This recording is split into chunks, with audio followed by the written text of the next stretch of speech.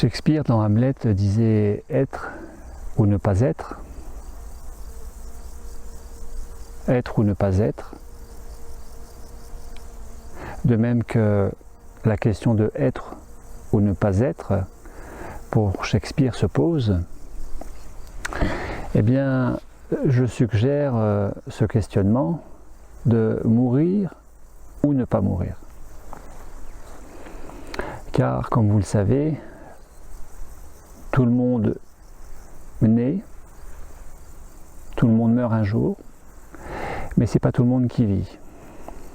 Ainsi, je vous donne d'emblée la conclusion de cette vidéo, conclusion, suggestion, ouverture d'horizon, de perspective d'horizon possible dans l'approche tibétaine qui est, pour eux, les Tibétains, que de bien mourir permet de bien vivre.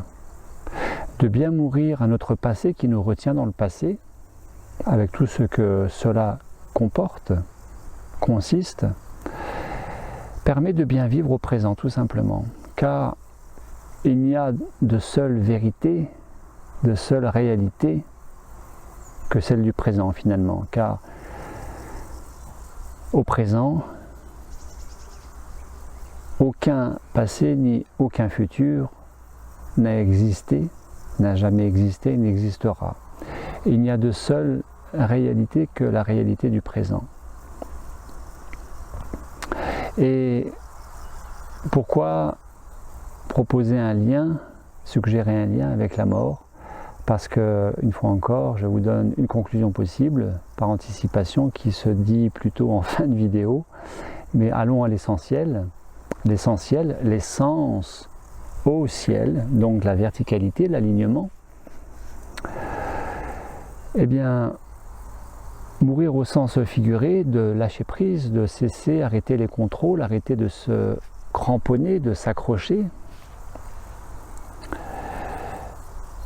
Parce que s'accrocher, contrôler, c'est maintenir le passé au présent et c'est ce qui aussi nous empêche de vivre le présent. Ainsi, effet tout à fait paradoxal, tout à fait inattendu, à l'image de Olivier Folmy, célèbre photographe suisse qui est auteur de nombre de livres de photographie sur l'Himalaya, sur l'Asie bouddhiste, en particulier le Ladakh Zanskar, petit Tibet en Inde, à 3500 mètres, capitale Lé, au sud du Tibet sinisé depuis 1959, Tibet envahi par les Chinois depuis 1959. Et donc Olivier Folmy, célèbre photographe suisse, qui s'est retiré dans l'Himalaya la première fois après avoir chuté d'un pont en Suisse avec sa voiture et de se voir mourir noyé alors qu'il était dans la chute avec la voiture. Et raconte-t-il, au travers des pages de son livre « 2 hivers aux Zanskar », raconte-t-il avoir instantanément connecté un éternel présent où il n'y avait plus ni peur, ni souffrance, ni angoisse, ni perspective de mort, mais bien au contraire, un véritable sentiment, profond sentiment de pleine vie dans cette plénitude du vide qui est il n'y a plus rien d'autre que le présent. Il n'y a plus rien d'autre qu'une présence au-delà d'être présent. Il n'y a plus rien d'autre qu'un espace au travers du vide angoissant que tout le monde connaît, puisque le vide angoissant s'appelle le néant, par confusion avec le vide et la plénitude du vide.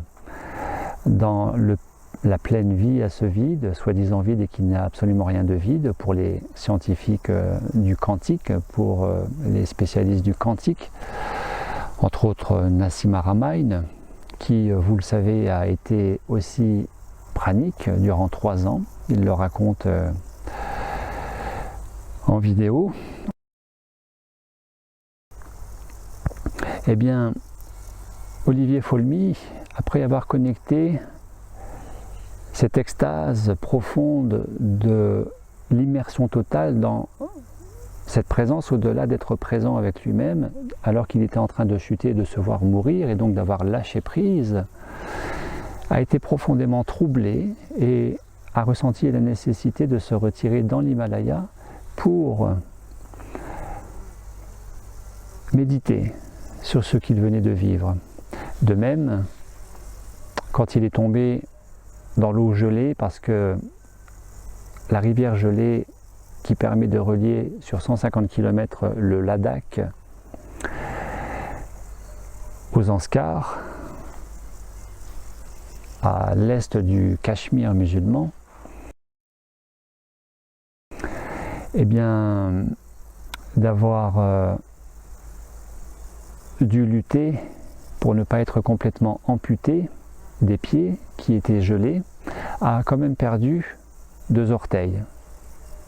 Et au moment de tomber dans l'eau, de se voir mourir gelé, à ce moment-là, et d'en être réchappé après coup, eh bien très certainement il a dû peut-être aussi connaître ce même phénomène d'extase de l'esprit, de pleine immersion dans ce vide extatique. Et pour parler de moi, eh bien j'ai connu ça à 2 moments clés de ma vie. J'avais 20-21 ans, je voyageais aux États-Unis, j'arrive en avion à New York et je me retrouve la nuit à Manhattan en attendant le bus pour partir le lendemain à Niagara Falls, à la frontière canadienne, québécoise. Pas québécoise mais canadienne, pas encore québécoise. Et le soir, il me prend l'envie saugrenue de prendre le métro et d'aller visiter New York de nuit. Et bien sûr de me perdre et de me retrouver dans le Bronx. Et puis de faire quelques rues très insécurisantes dans mon ressenti au cœur même du Bronx, et de vite fait faire demi-tour et de vouloir reprendre le métro pour direction Manhattan. Le métro, la rame de métro étant à l'arrêt, je monte dans un wagon, les 2 accès portes avant-arrière sont ouvertes, nous sommes à l'arrêt, il y a 20 ou 30 personnes assises dedans, et je vois, alors que je suis debout face à un plan du métro de New York, je vois un jeune ado, jeune adulte se précipiter, terrorisé, courir, traverser le wagon, poursuivi par une bande de jeunes, pas plus âgé que lui, dont manifestement un chef de bande, le chef de cette bande, s'est arrêté à ma hauteur, et puis moi de tourner le visage vers lui-même que je sentais à ma gauche, et nos 2 regards se sont croisés, et j'ai vu une telle rage, une telle haine, une telle possession des bas instincts en ses yeux que ça m'a vraiment fait quelque chose. Je me suis figé, je n'ai pas réagi outre mesure et autrement que de me replacer face au plan du métro, et à ce moment-là, paradoxalement, de ressentir de quelque chose de très serein, très profond, et qui peut-être a fait que j'ai échappé au pire, je ne sais pas, mais en tout cas, ce chef de gang, de bande, a continué son chemin, est passé de l'autre côté, a traversé le wagon, est passé de l'autre côté, a disparu, mais dans les secondes qui ont suivi, j'ai pu entendre un boum, boum, boum manifeste dans l'accordéon métallique qui relie les 2 wagons au niveau du quai. Le train redémarre et nous entendons tous. Et là, il y a une vieille dame dans la rame de métro où j'étais assis, qui dit en anglais américain « poor boy », pauvre gars, pauvre garçon, comprenant qu'il avait été écrasé. Donc en fait le fuyard s'est fait rattraper par le chef de bande. Le chef de bande l'a frappé, le premier étant déséquilibré, s'évanouissant, tombant, je ne sais pas, et manifestement a été écrasé par le train qui redémarrait, et dans les 2 minutes qui ont suivi, un contrôleur de ce train est apparu dans le wagon où j'étais et au talkie-walkie debout a appelé une ambulance disant venez à telle station, il y a un cadavre, il y a une personne qui vient de mourir qui est sur le rail. Et puis beaucoup plus récemment, l'année dernière, alors que je me rendais à une soirée dans les Vosges, reliant Nancy à Saint-Dié, mais par une très forte début de soirée où il neigeait, l'autoroute étant difficilement praticable, sinon que très au ralenti, les personnes qui devaient m'accompagner avaient renoncé du fait de la neige tombante et moi d'y aller. Et de m'impatienter à rouler trop lentement pour moi, et bien de décider de suivre un camion qui doublait et donc de me réjouir de rouler un peu plus vite. Sauf que ce camion s'est rabattu à un moment donné, il n'y avait plus la trace des ornières, j'étais face à 20 cm de neige et je me suis vu déraper, perdre le contrôle de la voiture qui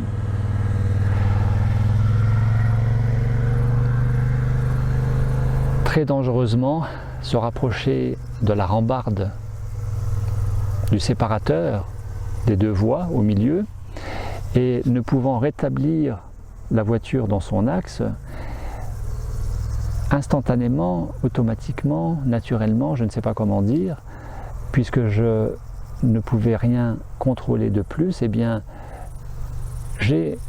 en perdant le contrôle, j'ai lâché complètement, avec un profond sentiment de sécurité, paradoxalement, du fait de me voir mourir écrasé contre la rambarde. Et miraculeusement, la voiture s'est redressée. Sauf que elle est repartie de l'autre côté. Et le camion était à ma hauteur et je me voyais passer sous les roues et être écrasé. Donc vraiment, à ce moment-là,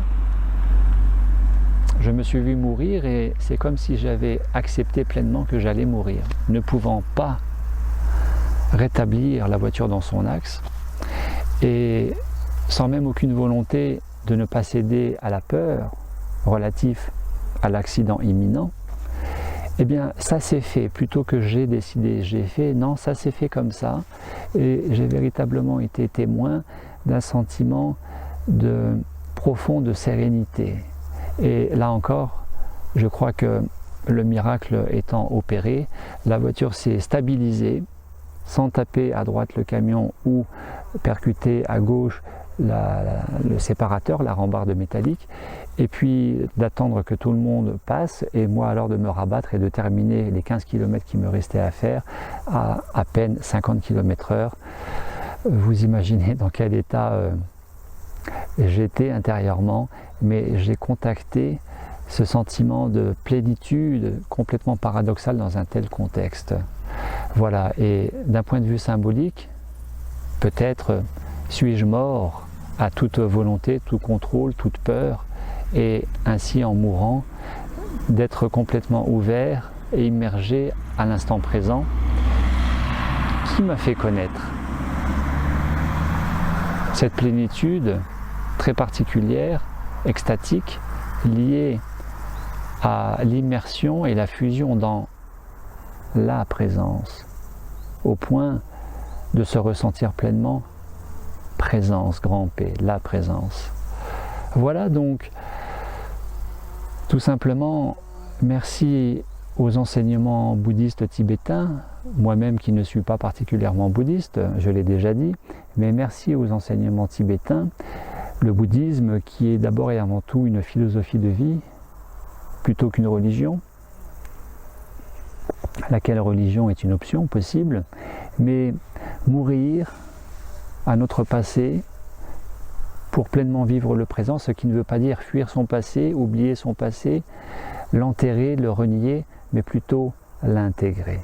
L'intégrer, et pour cela, je vous invite, je vous renvoie à cette vidéo que vous pouvez voir ou revoir, sublimation ou transcendance. Il est tout à fait question de cela. Alors, Si les Tibétains ont leur message, je vous propose le mien. Vivons pleinement le présent et acceptons ce que nous ne pouvons pas changer, plutôt que de nous faire des nœuds à l'estomac et au cerveau qu'on appelle le stress. Cultivons cette sérénité, cette zénitude du lâcher-prise, et bien au-delà du lâcher-prise, qui n'est absolument pas résignation, mais pleine acceptation, à partir de laquelle composer pas plus avec contrôle, volonté, mais avec puissance de l'intention. La puissance de l'intention repose sur le fait de vivre pleinement le présent, de considérer ce que vous souhaitez comme étant déjà là, au présent, et en troisième élément de lâcher prise. Lâcher prise veut dire accueillir, accueillir. Et quand vous accueillez, vous ouvrez. Et quand vous ouvrez, vous devenez aware, conscient.